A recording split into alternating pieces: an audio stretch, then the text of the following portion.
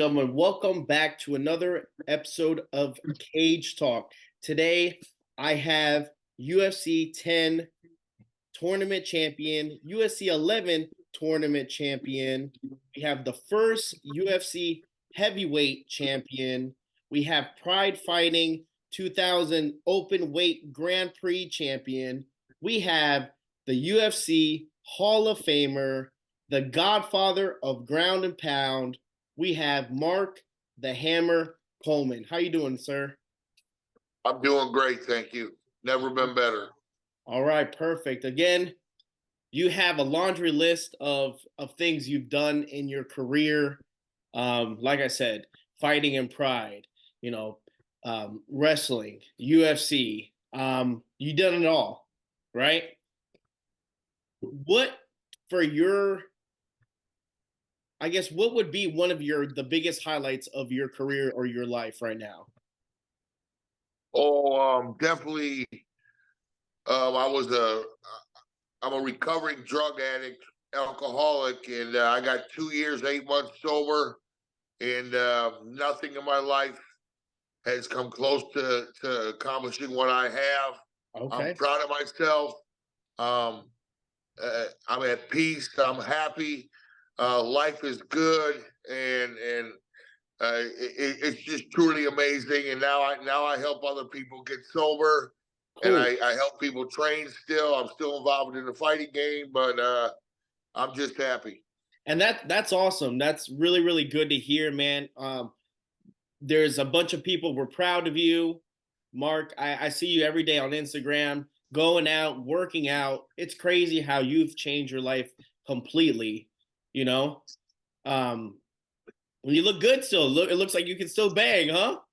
Yes, sir, man. I feel amazing. I'm absolutely, addicts.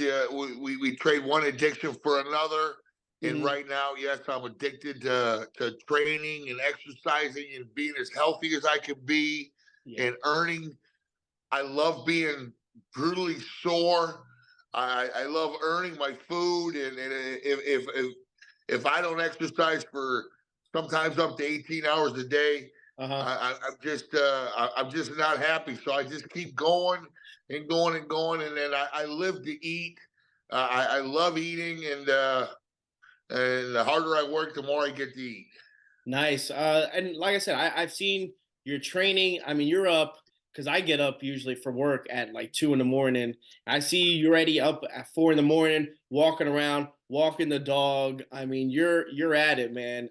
That's something truly amazing to see. Yeah, I was never a morning person my whole life. I could never sleep at night. I could never get to sleep till 2, 3, 4 in the morning, and then I wouldn't like getting up before 10, 11 in the morning. That would be my first workout. But once I got sober, I just come up with extreme amounts of energy. Okay. I get cold. I live the 9 ancestral tenets. I work with Liver King. I promote the carnivore diet and living the 9 ancestral tenets. I get hot like saunas like 5-10 times a day. I get cold. Maybe it's too much, but I get cold up to 10 times a day. I wake up, first thing I do is get in the shower, take a cold shower, and then I love the winter time because I just walk outside and do it again. But it just gives me energy for hours. No energy drinks needed, man. It's just That's life. awesome. That's awesome. That's the most important thing, because those energy drinks, I know a lot of people at work drink them all the time. And then by maybe like 10 o'clock or 11 o'clock in the morning, they're already crashing, man. They're already, it's never good for you. But yeah, I just go and whenever I get a little bit tired or just feel like slowing down and stopping, I just get cold again, and it just starts me right back up, man. It's been amazing. Discipline is, one of the most disciplines, one of the most important words in my book. I don't ever miss a day, and dedication, discipline, and that's it. I mean, I have big goals. I don't know what I'm going to do, but I'm going to set some records in something. I don't know what. Okay. just with the Liver King, for example, the Barbarian Walk, it's like you got to carry 70-pound kettlebells, a Mhm. 70-pound vest on your back, ankle weights, and you got to pull a sled for a mile. But Oh, wow. I'm planning on killing this and breaking Liver King's time. But he's one powerful man. Okay, well, you know what? That's really motivational for people, especially people that, feel down and out and stuff, and you're still doing it, and you look great, and it's most importantly, especially us fans, that you feel great, and we're always looking to see what you're doing next, and obviously, we have a big support group supporting you, man. So everything that you're doing, we're proud of you in the MMA community as well. Just keep grinding, and like I said, you're a Hall of Famer. So keep doing it, champ. I'm really excited. There's big talk about I helped coach Matthew Mortal Brown Okay. and Jim Miller. Jim Miller just called him out potentially for a UFC 300 fight, and I'm so excited. I'm hoping they lock that down. And we get into training camp because that's the biggest fight card ever, and I hope he's on it. I definitely want to be there. I love going to these shows and staying involved and watching these champions fight. Yeah. Well, talking about, a big, these UFC 100, 200, UFC, like you said, 300 being a big card. I mean, you were on a big card as well, being UFC 100 against, you fought Stephen Bonner, right? Yeah, that was one of my favorite fights. I was 44 years old, Wow. and they gave me like 70 days notice, so I had some ample time to Okay. prepare. And that was one of my only really. I only had like a handful of good training camps. My career was really. I was not happy about it at all. I did not have the discipline. I did not have the dedication. Mhm. In wrestling, I was as dedicated as you could get, but then the alcoholism took over, and I was more worried about drinking than I was training. So, but the Bonner fight, I put it together, and I got my ass in shape, and that was one of my favorite victories. Yeah, I mean, it was amazing. Again, just seeing you back in the octagon and stuff. There's something that a lot of fans love to see is just a fighter go through adversity, still come back on his feet and kind of tackle it, and that's what you did in that fight. And that was one of the favorite Mark Coleman fights in my opinion. I mean, you had a bunch. I mean, the last fight I think you had in the UFC was against Randy Couture as well, right? Yeah, I that think was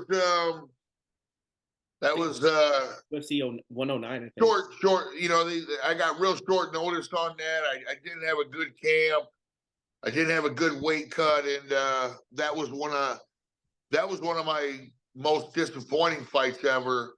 The Bonner fight was one of my favorite, and then the Couture fight was one of the most disappointing fights. I was having all kinds of injury, all kinds of problems with my hip. My hip was getting really bad at that time, and the pain Okay. was bad. But I just didn't have enough time to get ready. But Randy Couture, he's very, very tough. But I'd like to do it again.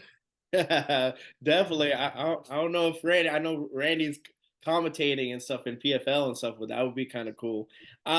Let's talk about that belt behind you, man. That's the UFC. That was the very first tournament belt, right? Yeah, it's the heavyweight championship belt versus Dan Severn. Yep. Now again, I had Dan Severn on this show, and again, he had a lot of stories about you know that UFC era back in the day. It was a lot different. It was let's say a little bit less organized compared to today's day and age. What did you how did you get into that UFC tournament? Was it something, because I think Dan was saying, because I had Gary Goodridge on as well. I think Gary Goodridge told me that he, one of his buddies was like, "Hey, you're arm wrestling. Why don't you come here and try this out? They're paying people just to fight." I think Dan was the same, almost similar story. I watched UFC one. I was 31 years old. My wrestling career was pretty much there's no money in wrestling. There wasn't anywhere to go, and I was trying to figure out how to get into the UFC. and I was at the Olympic trials, and I lost at the Olympic trials. And then there was a manager there from Richard Hamilton, who he coached Dan Severn for a second, Don Fry for a second. He was my in for the UFC, so I had to go with him. I didn't necessarily want him as a coach, but I needed him to get in, and I used him to get in, and that was it. I had my opportunity, and I took advantage of it. Now, you going in, again, they didn't have any opponents and stuff like that. You had to fight 3 times back in the day, right? Because it's tournament style. Did you know anything about your first opponent compared to the second one and third one? Or was kind of just like you worked on your discipline, right? And then after that, you kind of just went off. Yeah, I had my game plan. My game plan was simply I had a karate world champion first round. I'm simply gonna take him down with ease, and then I'm gonna ground and pound the shit out of him until he quits. That was it. And I did that pretty quickly, but I had gloves on, and it only took about 10 or 15 punches, but to me, I thought that was too many, because in my street fights, it only took 1 or 2 punches. And then I told my manager, I told the coach, I'm taking my gloves off. And fortunately, he talked me into leaving them on, because my second fight was against Gary Goodrich, Big Daddy Goodrich. And he's got a hard head. So I had to hit him about 50, 60 times. And by the end of the second fight, my hands were just killing me. They were beat up so bad going into the Don Fry fight, and then I had to hit Don Fry like 1,000 times, and it was brutally painful in the hands. It was a good problem to have, but just I couldn't believe it was really going. I couldn't believe it was happening. I wasn't in my best shape because I only had like 35 days notice, so I did get very tired. And conditioning is the main thing, but I sucked it up, and you know, with the headbutts and the knees to the head and the elbows, and I had about 20 pounds on Fry. So to me, it didn't seem very fair, because I was just way better wrestler, and it just kind of I wouldn't say it was easy, because it was very challenging, but and that guy was the toughest man I ever fought. He was never going to give up until he was dead. Oh, Don Fry? Yeah. Do you still talk to Don Fry by any chance, or no? Yeah, me and Don's real good buddies. We hang out at these UFC events sometimes together. We do some interviews together, and we have a lot of fun. He's cool. I'm blessed with a lot of health. I just had hip replacement surgery, but it's doing amazing, and I feel great. But my buddy Don Fry, he's had multiple back surgeries, and he's struggling to hang in there, and I really feel for him. Yeah, unfortunately, especially the Warriors back in the day, you see them now and stuff, and you hope, I remember talking to Gary Goodrich, on occasion, sometimes he has a good day, sometimes Gary has a bad day, just because, situations like that. Now, my buddy, before we go, we're going to transition to something else, because I had Tom Erickson on, and Tom Erickson talked about his situation in Pride, how there was a moment, and I remember the story when he told me when he was on the show. He said he was set up, I forgot who it was, to fight a boxer, and they said they wanted. Hold on 1 second, sir. Yeah, no problem. No, that's it.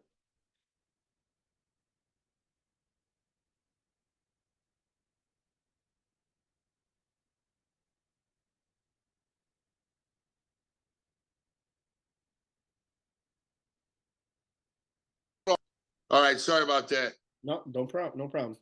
Well, Tom Erickson was saying that I forgot who the boxer was, but they said they wanted to stand him up, and obviously, Tom Erickson's a wrestler. Tom Erickson took him down and submitted him. He said after that. I'm having problems hearing you. You hear me now? A little bit. Go ahead. Okay. So obviously at that time, Pride was run by the mafia.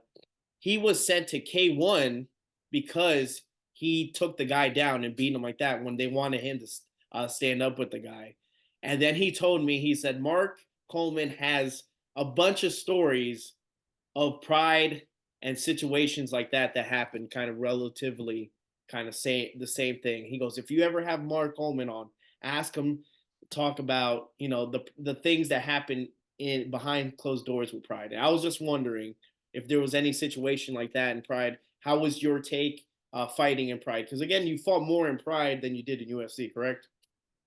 A little bit, not much. Mm, Well, yeah, of course, UFC 5. I had to get into UFC, and the only way I could get in is if I agreed to let Takada beat me in a fight. So everybody in the world knows that was a fixed fight, and I did it. I'm not proud of it, not ashamed of it. I had to do it to get a job, so I did it. But other than that, everything was on the up and the up. You know, just we at one time I did that, but okay. hey, they were all about promoting excitement, and they did one hell of a job. So yeah, there was a few shady things they did, but for the most part, probably was a savage organization, and there was nothing but killer blood and guts, man. It was awesome, but to me, it was the same.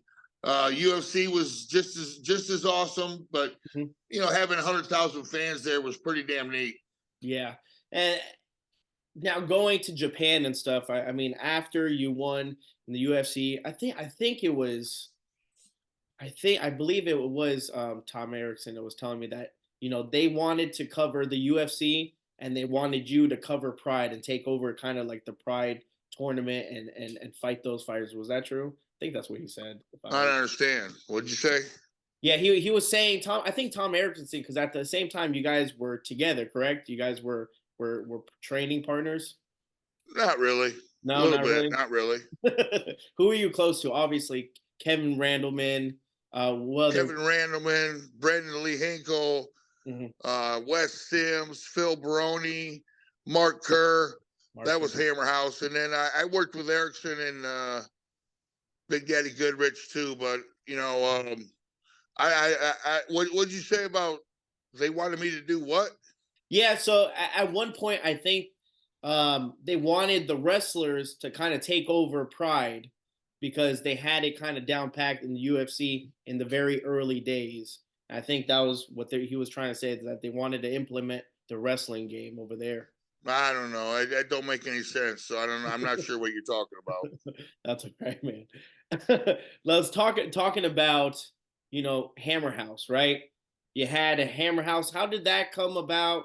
And talk about, you know, the people that were in, obviously close friends to you for Hammer House. It was just real simple. I became the champion, and all of a sudden I had organizations calling me, asking me if I had fighters that could fight over in Brazil, over Hmm. in Japan. And of course, I had a lot of friends, a lot of buddies that could fight. Hmm. And I just called it the Hammer House, and we started training together. It was that simple. Let's go. We never turned down. We never turned down an opponent. We never turned down anything. We fought who the hell they offered, and we went into enemy territory all the time. And we did pretty damn good for not knowing what we were doing. Yep. Again, it's a cemented organization and a cemented, you know, big powerhouse. You know, you have Pat Militek, you have Hammer House, you have those, you know, those groups of gentlemen, and they knew. I think you guys had a good reputation of like the Hammer. Anyone who fights out of the Hammer House, I mean, they were going to give you 100%, and they were freakishly athletic. Athletes there. So Yeah, we weren't. We were athletic. We were crazy wrestlers. We weren't afraid, and we loved violence, and we loved to fight. We loved to get paid. We loved to eat. We loved to have fun. So you know, it was pretty amazing, pretty incredible ride that the whole sport happened. I feel blessed to have been involved with it. I certainly miss it. I love it. I wish I'd have been a little more dedicated. I kind of a lazy man's ride.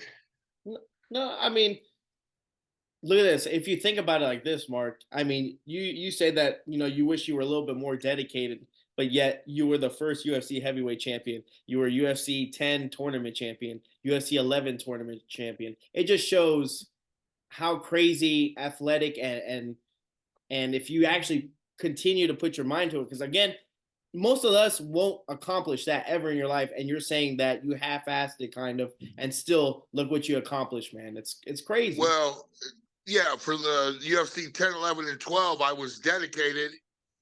And then as soon as I won UFC 12,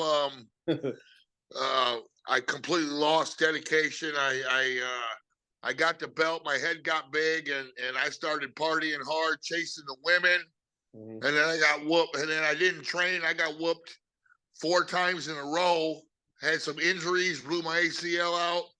I went from top to bottom as fast as I went to top. I went back down to the bottom, but then I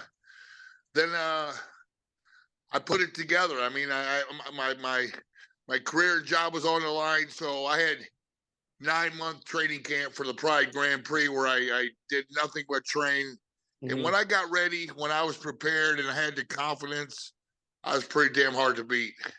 Yeah, I mean, yeah, you were at prime. Mark Coleman was disgusting. I mean, you had fights with, Mikro Crow Cop, Shogun, Fedor. Mikro Crow Cop, that was one of the most disappointing fights ever because the Japan, they set me up.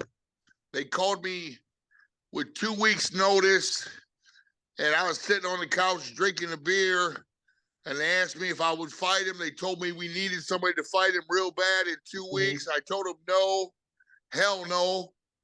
He knew he was fighting me for 3 months. They told him for 3 months he was going to be fighting me, and they gave me 2 weeks notice. I said no, but then they just kept offering more money, and finally I sold myself to the devil. I got paid, but I knew I was going to get my ass whooped. I had to get him on the ground, and he brought in a bunch of wrestlers, and he learned how to stop the takedown. I only had about 3 minutes in me, 5 minutes in me before I was exhausted. And then luckily I didn't get hurt too bad. Yeah. And if you don't mind me asking, what was the price at the end that they offered you? 150,000. 150,000? Yeah. Interesting. How was fighting Fedor? You fought him twice, right? Again, I was kind of a little bit past my prime. I wasn't in. I didn't get a good amount of notice.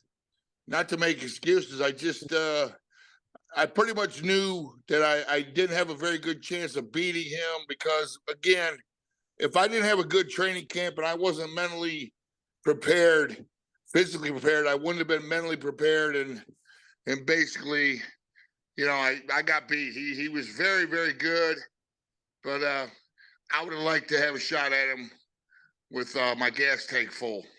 Gotcha. I think you submitted someone before with a submission move that doesn't happen quite often, and it probably won't happen as like that much anymore. Is a can opener.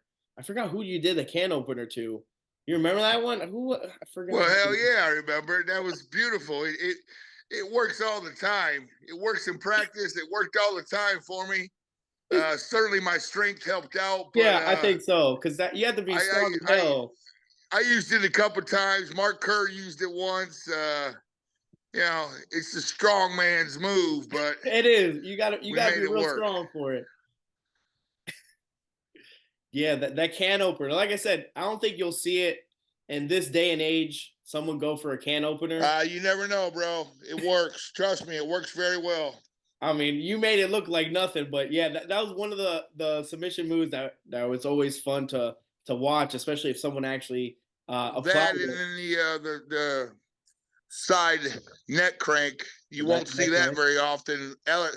Alexei Olenek used it a bunch of times. I used that side neck crank. It works as well, but it helps to be super strong. Definitely.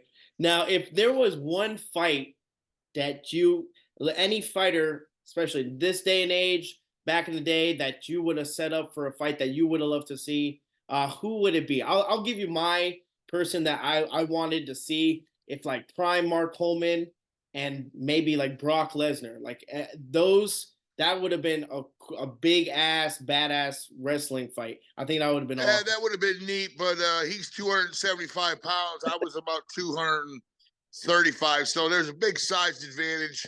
Mm-hmm. But I'm not. That would have affected the outcome. But honestly, I would have liked to have fought John Bones Jones, UFC 100. Mm-hmm. Me and John Jones, we wrestled on a Wednesday. We practiced on a Wednesday night before the Saturday fights. I fought Bonner. I forget who he fought, but I ragged out him that day in practice. I took him down like 10 times to 1, and Oh, I threw him around. I would have whooped his ass UFC 100 for sure. all right. So John Jones, that's the person you would have liked to fight. Yep. Nice, nice. I mean, that would have been all right, man. Let's talk right before I let you go, man. Let's talk a little bit about your, your accomplishments and what is one thing that you'll always look back on your MMA career that you can be proud that you have accomplished? Well, certainly the UFC 10 was Mhm. because that was the first, and I really didn't know what to expect. So going through UFC 10, Mhm. not being in the greatest shape, but just finding out how tough other human beings are. Like Don Fry, his toughness just blew my mind. Big Mhm. Daddy Goodrich was tough, but I was proud of that. UFC 11, it would have been badass to fight Tank in the finals, but he was too beat up.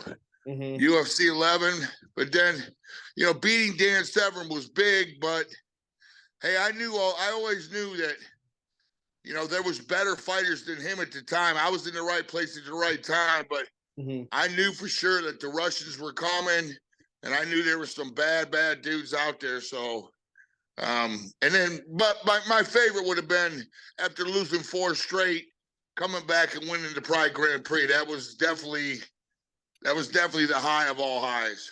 Cool, cool. And And then again, making the Olympic team was big for me, man. Just fresh out of college, and that was my childhood dream to win the Olympics. So when I made the team, that was pretty epic.